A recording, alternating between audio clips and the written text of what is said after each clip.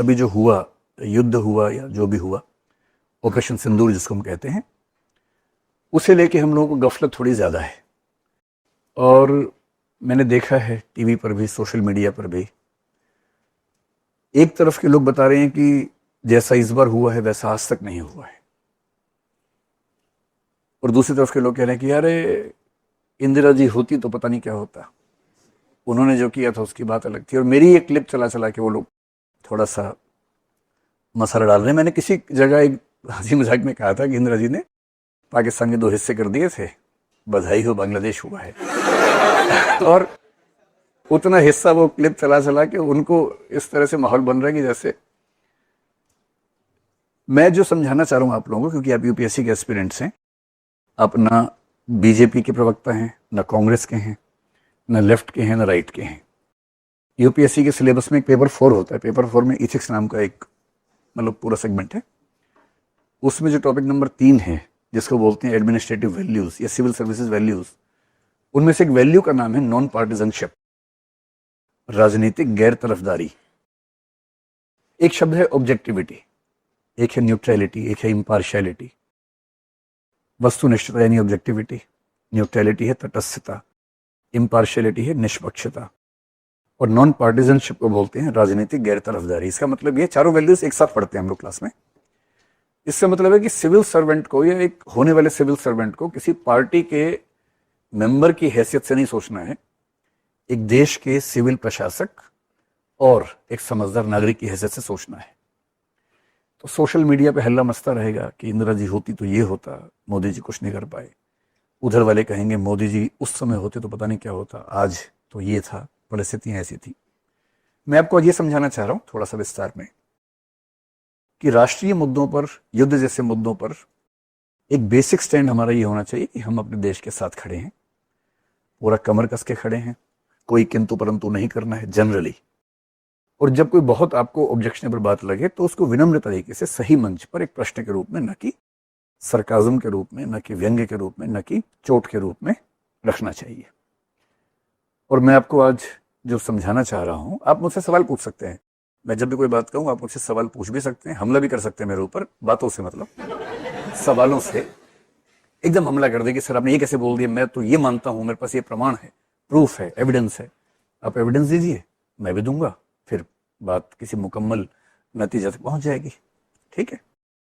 तो मैं आज आपको ये समझाना चाह रहा हूं कि देश इस बात से नहीं चलते कि उस समय नेता कौन सी पार्टी का है, देश चलते हैं बहुत सारी परिस्थितियों से। और मुझे कल एक बैठक में बात चल रही थी ऐसी ही, तो मुझसे किसी ने पूछा कि आपकी राय में 1971 और 2025 के बीच में क्या तुलना है। 1970 में समझते आप लोग, एक वॉर हुआ था भारत पाकिस्तान के बीच में, और 2025 के बीच में क्या तुलना है। तो मैंने वहां एक लाइन बोली, बाद में मुझे लगा कि इसी एक लाइन पर हम 1-1.5 घंटा बात कर सकते हैं। वो लाइन ये है मेरे हिसाब से, इंदिरा गांधी 2025 में होती तो ऑपरेशन सिंदूर वैसा ही होता जैसा हुआ है, और नरेंद्र मोदी 1971 में पीएम होते तो 1971 का युद्ध वैसा ही होता जैसा तब हुआ था। इस बात से लगभग कोई फर्क नहीं पड़ता कि इनमें से कौन अब है कौन तब है। दोनों का स्वभाव, दोनों की प्रकृति लगभग एक जैसी है। परिस्थितियां बहुत सारी ऐसी होती हैं कि चीजें बदल जाती हैं। पर यह बात समझने के लिए हमें एक बार, मुझे नहीं पता आप किस पार्टी को फॉलो करते हो सकता है आप में से कुछ लोग बीजेपी वाले हों, कुछ कांग्रेस वाले हों, हैं तो हैं, मुझे क्या फर्क पड़ता है। लेकिन थोड़ी देर के लिए उसको भूल के नॉन पार्टिजन होके सोचेंगे तथ्यों के आधार पर, ऑब्जेक्टिव बेसिस पे। और मैं एक बात का बड़ा समर्थक हूं कि कम से कम सोचते समय हमें उन सब चीजों से मुक्त रहना चाहिए कि हमारे चाहने वाले किस विचारधारा को मानते हैं। तटस्थ होकर सोचना है। साहिर एक बहुत प्रसिद्ध शायर हुए थे, उनकी भाषा में कहूं, ले दे के अपने पास एक नजर ही तो है, ले दे के अपने पास एक नजर ही तो है, क्यों देखें जिंदगी को किसी की नजर से हम। मैं किसी और की नजर से क्यों देखूंगा भाई, हम क्या मूर्ख हैं, हम क्या बेवकूफ हैं, मैं समझ नहीं आता। अपने तरीके से देखेंगे, समझेंगे चीजों को, है ना। और फिर आप मुझसे सवाल पूछना, और फिर हम आज एक मुकम्मल निष्कर्ष निकाल के चलेंगे कि फाइनली जो हुआ कैसा हुआ, और यदि आप प्रधानमंत्री होते तो आप क्या करते। आपके मन में भी आता होगा ना, काश मैं पीएम होता तो पीओ के तो मैं ले ही आता, बलूचिस्तान फ्री हो गया होता, अफगानिस्तान भी साथ में ले ही आता पैक करके कि भाई जब 2 आ रहे हैं 3 पैक कर लेते हैं, 2 पर एक बोनस, ऐसा कुछ मन में आता होगा ना। तो ये सब चीजें कितनी मुश्किल होती हैं।